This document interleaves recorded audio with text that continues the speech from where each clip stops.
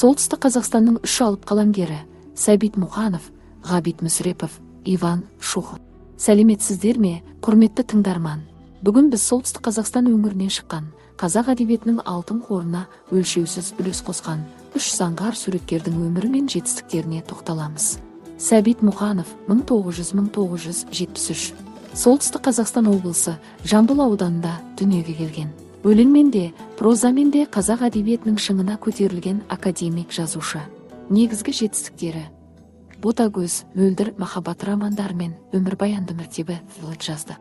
Қазақ СССР ғылым академиясының академигі, Қазақстан жазушылар одағын басқарған. Абай атындағы мемлекеттік сыйлықтың лауреаты.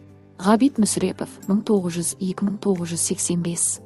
Сәбит Мұқановпен жерлес, қазақ сөз өнерінің зергері, драматург, қоғам қайраткері. Қазақ прозасындағы ана бейнесін сомдаудың шебері. Негізгі жетістіктері: Ұлпан, Оянған өлке, Қазақ солдаты романдары мен Қыз жібек, Қозы көрпеш, Баян сұлу пьесаларының авторы.